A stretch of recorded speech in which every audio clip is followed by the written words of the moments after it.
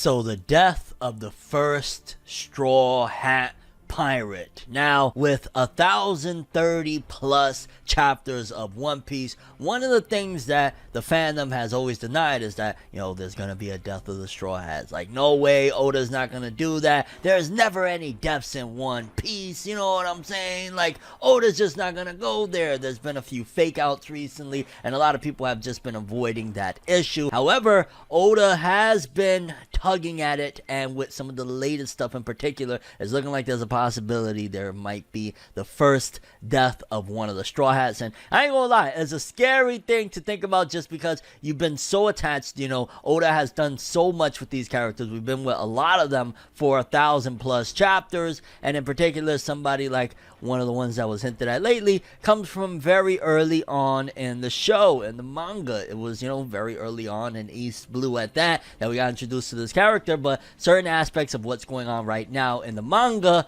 is really starting to hint that we're going to potentially see a death of Sanji.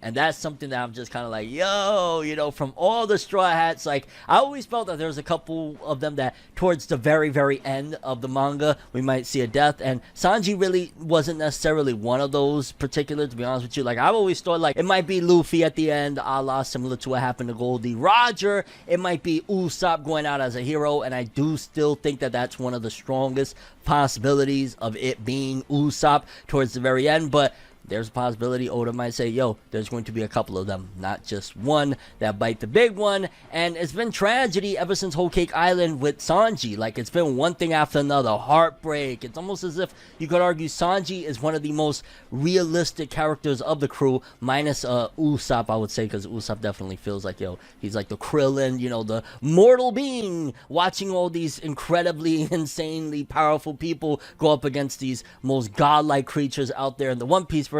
But Sanji, he's gone through a lot of realistic things, again, like heartbreaks, kind of, you know, struggling to understand himself, dealing with past traumas on a consistent basis. Like, a lot of people, they have their, you know, sad past in One Piece. Almost everybody in the crew have gone through some sad stuff, but Sanji's continues to rear its head from, you know, very early on. We thought we knew everything there was to know about him and how he was stranded with Owner Zeph, and then we find out in Whole Cake more about, oh no, he was actually abused as a child. His father was doing these horrible things. Like, he went through a lot of different things. So it just continues to build up with Sanji into even now. And one of the things with the latest chapter of One Piece as of the recording of this video, chapter 1031, yo, that line, I ain't gonna lie, Oda, I don't know if Oda would have, I don't even want to say the guts, because it's just such a tragic thing all around, but if Oda was to pull the trigger on Sanji, it would be insane. And I can't even believe that this is a topic of possibility, because, you know, we always talk about, well, if a Straw Hat does happen to die, it's going to be towards the end of the manga or something like that. Well, we're reaching towards the end. You know, it's been more and more throughout the last few years said that the manga is coming to an end. I know they constantly have said that, but as it's gone by, it's more frequent that we're hearing, no, we're in the final stretch, we're in the end game, there's only a few more years left. And that's become a thing to the point where, yeah, we might only have a couple more arcs left after this. It might not be the longest time, and this very well could be the death of one of the Straw Hat pirates, especially considering this is a giant war. If somebody's going to die of importance, considering, again, there's been a lot of reversals, one of the Straw Hats, it very well could be. And oh my god, I don't know, but yeah, we got a lot to talk about with this One Piece greatness, aside from just the potential of a death of a Straw Hat. I guess let's jump into it, fam. But Oda, what are you trying to pull, fam? What are you trying to do? Let's talk. No matter how you move, get it done. No matter how you move, get it done. No matter how you move, get it done. No matter how you move, get it done. Okay, people, so the latest findings of One Piece, not only was there just a big, gigantic blowback of what's happening with Sanji in general, once again, the transformation that he has been undergoing, in particular, not only physically, but also mentally and emotionally. Although, to be honest with you, in certain regards, I feel like Sanji is not all the way responsible for certain aspects, but I guess let's take it from the top, because we pick up from where the last one left off, and Law and Kid are basically laid fade out. They're still conscious, but nevertheless, they are drained from the massive, massive battle that they've been having with Big Mom, and ultimately Kid having to use his awakening, that giant magnet attack. And Law's trying to get a little bit of intel there. He's like, yo, so how long does the magnet last? And at the end of the day, you gotta remember, and I'm glad that Kid threw that in there, like, yo, I ain't gonna tell you all my secrets. At the end of the day, they're still opposing pirates. They still very well one day could go up against one another for the title of Yonko, or just in general be on opposition of one another. So yeah, probably shouldn't say all your secrets. I'm just saying there's not, only so much camaraderie that you should showcase. And also, I mean, at the end of the day, yeah, Law was probably just questioning because he's like, how long does that magnet thing last? Like, how long until this big bitch gets up? And it's not long after that this big bitch gets up, because Big Mom arises once again, and she is screaming that she wants her Oshiruko. And I'm just kind of like, yo, a part of me is like, awesome. Like, at the end of the day, Big Mom should like be that. If there's anybody that's going to get up from a massive awakening attack from somebody like Kid, it should be Big Mom. And a lot of people were complaining anyway, saying like, damn, that's kind of, lame how she went out. It was just Law and Kid. How was that? How ultimately one of the biggest threats of the One Piece world falls. I personally thought like that was aight. It wasn't the most craziest in the world, but I felt like it was satisfying. But the fact that she's getting up is a dope thing. But then at the same time, a part of me feels like maybe there's a grander scheme of weakening Big Mom, because she does mention that she's never been hurt like that before, so that's attributing to whatever's to come with what's going to happen to Big Mom. But at the same time, it feels like,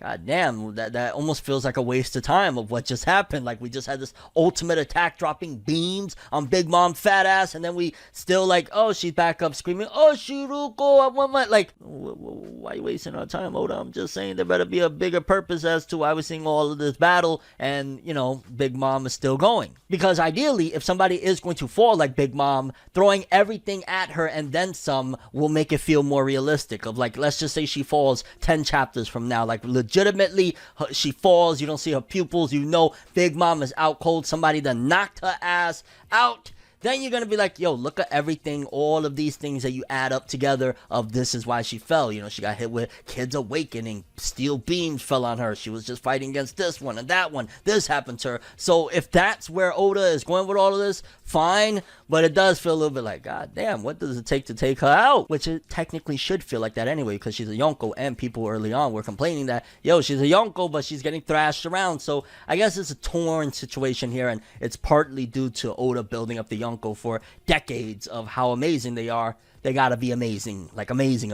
And Big Mom quickly starts doing some messed up shit, showcasing just how much of a piece of crap she really is, because she just starts robbing souls and creating new homies. I'm just there like, alrighty, yo.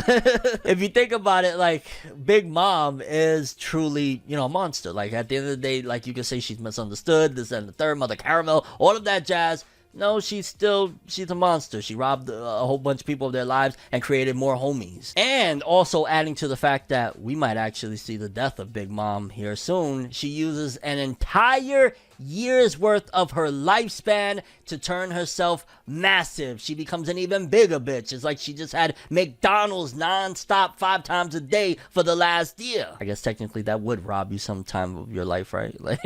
And again, adding into the fact that it's not completely useless of everything that happened with Kid and Law and everything that they threw at her, because she's like, I haven't felt this type of pain, I believe, in like decades. So it hasn't been since probably maybe she had a bout with another fellow Yonko or something along the lines of that, in order to have made her feel that type of pain. So again, it adds to, they did have some impact. She is in pain. This did hurt her, and that's why she's taking drastic measures. So it means that, like, let's just say she was to get hit with another caliber attack of that scale and whatnot, then probably Big Mom will be out cold. So if she got hit with somebody else's awakening from the worst generation or something like that, that is, again, at that scale of dropping beams and turning her into a giant magnet like what Kid did, maybe she would actually take the L for good, or, at the very least, completely out cold for a while. And it almost felt like it was breaking the fourth wall for a moment, because she's like, yo, y'all want to take my throne like Strawhat? Take it if you can. And Law's response to that was, a freaking one. He's like,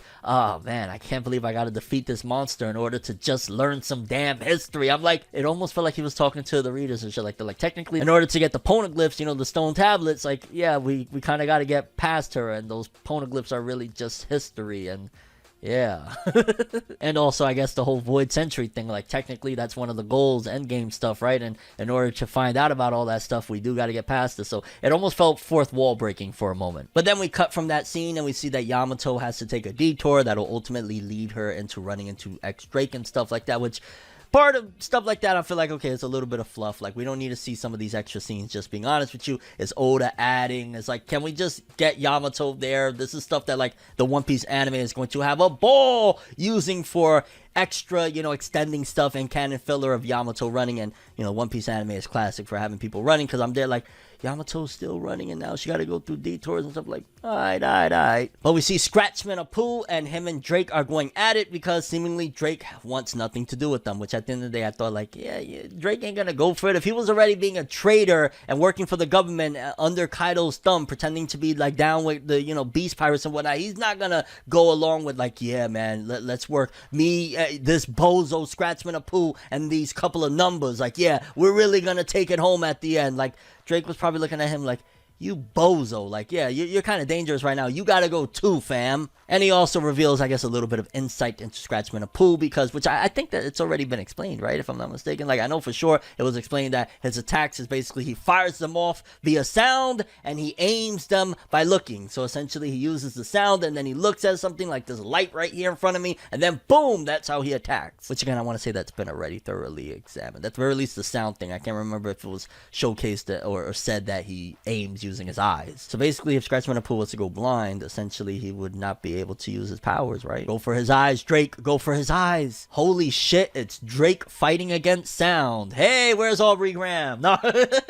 And Yamato, as she's making her excursion around to get to where she's trying to go, I believe the numbers are the first ones to notice her, and I want to see some of those numbers in action. Like, I think we have one of them that actually starts like chasing after Yamato, but I would like to see the numbers do a little bit more. They've been kind of a little bit hyped up, and I don't want to say a letdown per se, but I would like to see them do more. That's what I'll say. And seeing as how Drake doesn't want to comply, Apu is like, alright, I gotta change, you know, my course of action. Let me try and see if I can get Yamato to join aboard with what I'm trying to accomplish. And again, it just kind of feels a little bit fluffy. And what I mean by fluffy, it means that, like, we don't really necessarily need to see Apu trying to, you know, convince, hey, Yamato, you should rock with me, come on, and her clashing with Drake. I mean, I guess it makes sense that that's what ideally would happen if she ran paths with them, but a lot of this feels like unnecessary. Like, just get to the weapons base, okay, or just show us when she gets there. We don't need to have all this extra stuff with Yamato. I mean, maybe it'll have something, and at the end of the day, maybe it'll give an edge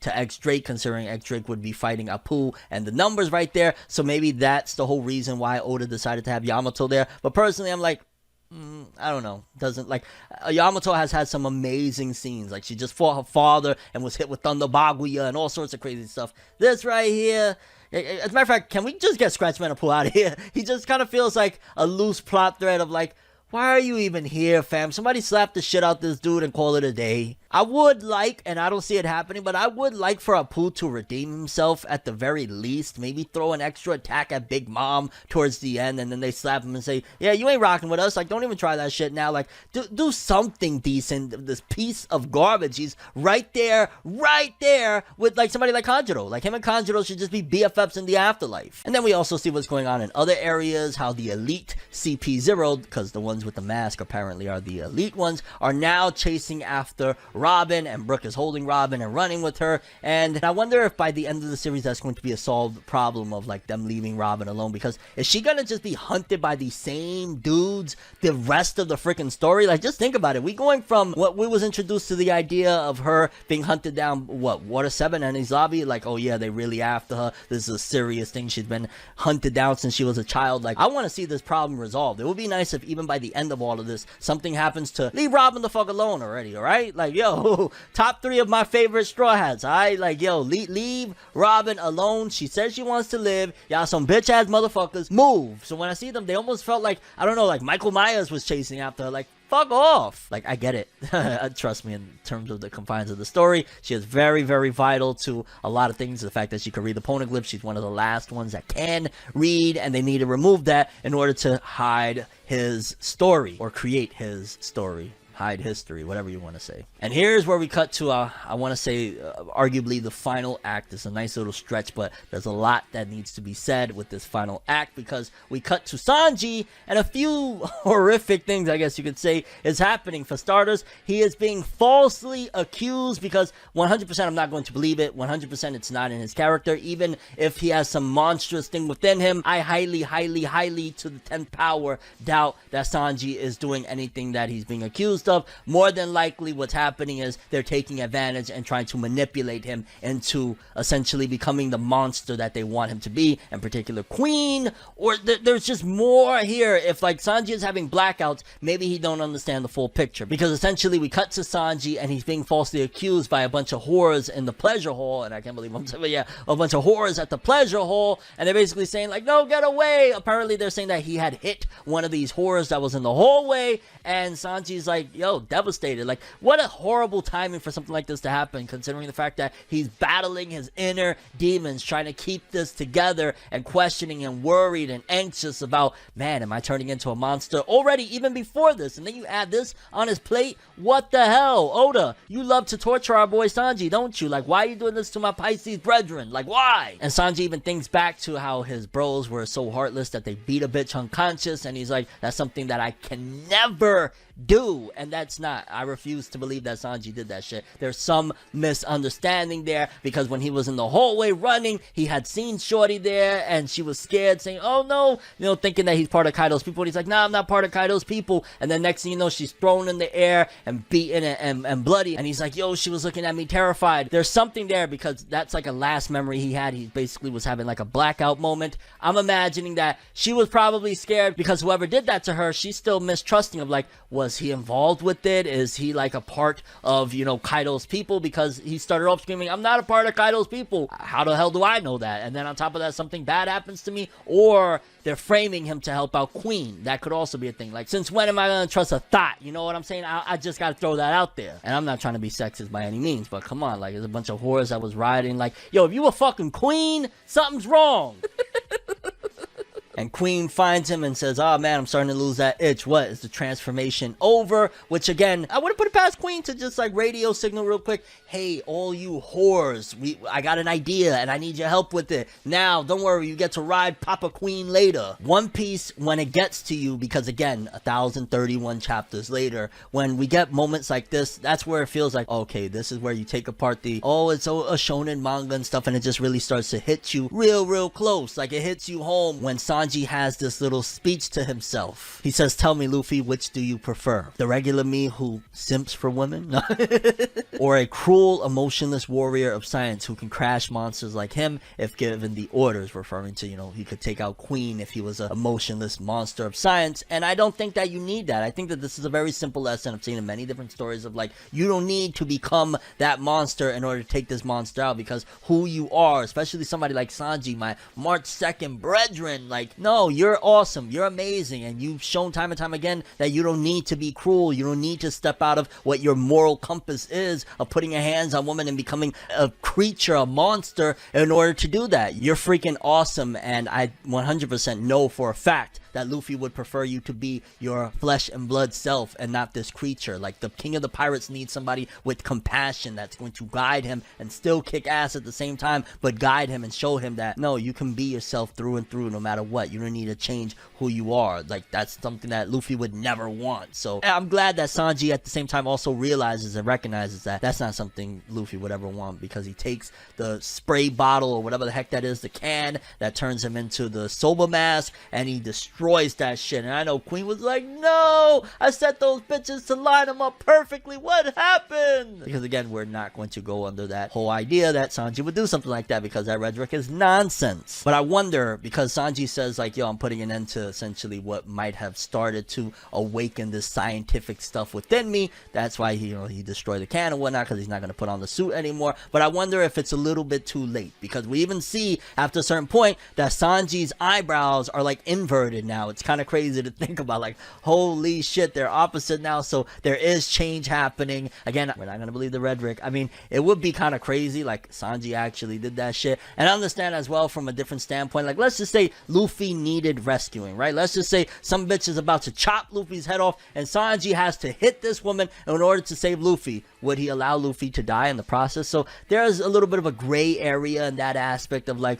well, how far can we go and how far can we push this whole thing of Sanji's moral compass? But then at the same time, it's like, you still want Sanji to be himself, right? You don't want him to cross a moral thing that he can't come back from that. So there's like changes happening, but I don't really know exactly what parts to believe. I do know that Sanji's eyebrows is different, and if you know anything about Sanji, his eyebrows are very defining, which means that some change is coming, but maybe it doesn't have to be the change that turns him into, again, his brothers Yonji and them. And when Sanji called Zoro, oh my god, that felt almost like Endgame, end of One Piece type of thing. I ain't gonna lie. Then Mushi conversation between Sanji and Zoro already, you're like, oh, what's up? You know, the fact that Sanji slipped that Den Mushi into Zoro's waistband, which is like, okay, Oda, alright, fine, I'll let that slide. It's very convenient, but we'll let it slide. And he starts telling Zoro, hey, we're gonna defeat these freaking beast pirates from the animal kingdom. And Zoro's like, well, duh, like, what the fuck you calling to tell me that for? Get off my line right now, like, what are you doing? And Sanji responds with, when we do that, if I'm not in my right mind, I'm asking you to please kill me. And oh my god, Zoro's response, of course, is that fine, I look forward to that, but until then, don't die. And Sanji's like, thank you, of course, but I ain't gonna lie, man, a part of me feels like, yo, if Oda killed off Sanji, and I know it's a very slim chance at the end of the day, there's so many reasons why Sanji won't die. Money reasons outside of just, you know, the story itself. Money reasons of, you know, killing off the Straw Hats would be a big blow, and there's a lot of aspects as to why Sanji couldn't die, but sometimes Oda really pushes it forward and makes you feel like, could this be the first Straw Hat to die? Would Oda really do that? Especially being the lover boy tragedy known as Sanji that Oda seemingly has loved to torture over the last half a decade. Like, are we really gonna so freaking sad, and also so good on the storytelling. Very, very freaking good. And wrapping off the chapter, Sanji disappears in front of Queen and then bursts into flames and hits him with some hell memories, and the chapter ends off. And man, I gotta say, bravo on that ending. Like, the chapter as a whole, there was some, you know, little few misses in there. Like, in particular, again, I'll keep on saying, like, I don't really care to see Yamato again right now. Like, just show when she's at the weapons base or whatever, fine by me, whatever. But there was some big stuff. Big Mom getting up again, overpowered. She was damaged, though, from the awakening of Kid. And then everything from Sanji on was just golden. Feels end game, end of series type of vibe with the conversation between him and Zoro. 100% Zoro won't be the one to kill Sanji if Sanji does die. I just gotta say that. But it could be a broken promise. It could be that a promise was made from Sanji to Zoro of, I'm gonna come back. And sometimes, you know, promises can't always be kept, especially in a dangerous situation like this. Very curious what you guys think. Do you think there's any possibility in hell that Oda would kill off Sanji? Is there a possibility? Also, what do you think about Sanji's tragic transformation? Above all else, he might die. There's a small possibility he might die. It could happen, but above all else, the tragedy of the demons that Sanji is facing within himself right now of, like, I don't want to be like my siblings. I never want to be like them. And it's messing with him to the point where even his damn eyebrows is going inverted. And your overall thoughts and expectations for where this is going. How did you feel in general, that conversation between Sanji and Zoro? That shit hit.